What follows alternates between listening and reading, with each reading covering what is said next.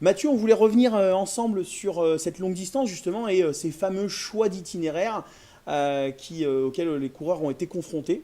Et on va commencer par la course dames avec Oui, un choix que tu veux nous présenter un peu plus en détail. bah, les choix, entre autres, mais pas que. Alors, on a effectivement, on vous a présenté le choix 13-14 pour les filles, avec bah, un terrain qu'il faut arriver à parcourir. Alors, soit on va chercher les parties qui courent le mieux. Là, on a par exemple des chemins. C'est le choix qu'a choisi de faire Tove Alexanderson et Van Lariou sur la gauche, qui s'est révélé plus rapide, mais notamment parce que Tove, on le sait, est très efficace. Ou alors d'aller chercher la route plus à droite pour remonter, comme a fait Andrine Benjaminsen et Marie Lausen, les deux Norvégiennes, ou l'option plus directe à travers la forêt, qui fait beaucoup de tout-terrain et qui, on va le voir sur ce terrain, n'est pas toujours payante, notamment pour Natalia Gimperlé.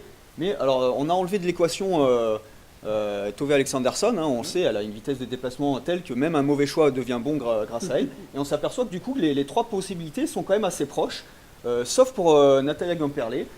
Mais en fait, ce qui va surtout se passer, c'est sur l'approche de poste, où eh ben, c'est pas tout de réaliser un bon choix et de le réaliser rapidement. Il faut aussi arriver à ne pas perdre de temps sur les approches de poste.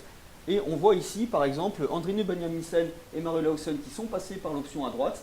En fait, Andrine Benjaminsen, elle va perdre 35 secondes sur l'approche de poste en ayant du mal à se projeter dans la pente jusqu'au poste. C'est la même chose pour Natalia Gimperlé. Elle, c'est 45 secondes de perdu, pareil, en flottant un petit peu en approche et en ayant du mal à trouver son poste. Mais attention, il n'y a pas que les entrées de poste, il y a aussi les sorties de poste. Et on voit que Tove Alexanderson, pour le coup, perd 45 secondes dès la sortie de poste, en fait, en étant moins efficace pour rejoindre la route que Van Lariou, la finlandaise, qui elle navigue mieux. Et Tove Alexanderson perd 45 secondes dès la sortie de poste, donc elle aurait pu écraser vraiment le chrono sur ce premier choix.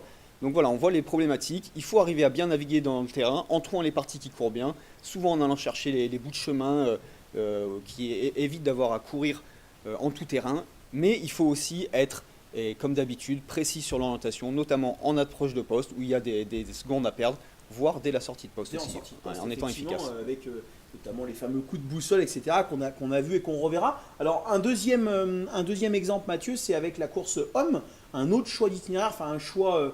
Un long choix aussi. Voilà, on a le long choix 6-7, hein, le premier long choix chez les garçons, où là, pareil, il faut arriver à trouver les bonnes options. On va avoir une option par la route et le chemin, où on a du chemin quasiment tout du long, ou une option plus directe. On voit en fait que les options sont assez proches. Casper Fosser en allant tout droit en approche. J'ai arrêté avant la 7 parce que c'est à ce moment-là on se rend compte que les choix sont assez proches, hein, ils se tiennent tous en quelques secondes, mais en approche de poste, on va encore avoir des différences.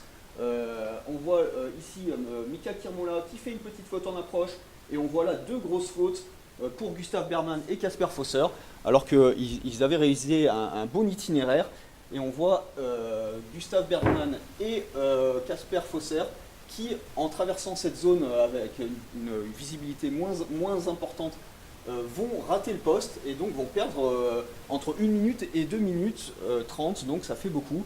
Et même Mika Kirmula, qui a le meilleur temps sur cet itinéraire, va perdre lui aussi du temps en approche de poste en s'arrêtant un peu tôt. Et donc il perd 20 secondes là sur Yanis Bonek, qui a fait le même choix de passer par la route à droite. Et qui a fait donc cette minute, hein, cette meilleure approche, on va dire, sur cette dernière minute de choix d'itinéraire, sur un choix qui fait à peu près 12 minutes, un interposte qui fait à peu près 12 minutes. Donc finalement, Mathieu, c'est vraiment la clé sur ces terrains. Hier, on commençait à en parler, que ce soit avec le manager de l'équipe de France ou le manager de la Finlande, Thierry Georgiou. Les clés de ce terrain-là, et notamment où on le sent, c'est-à-dire une navigation très précise en approche et en sortie de poste.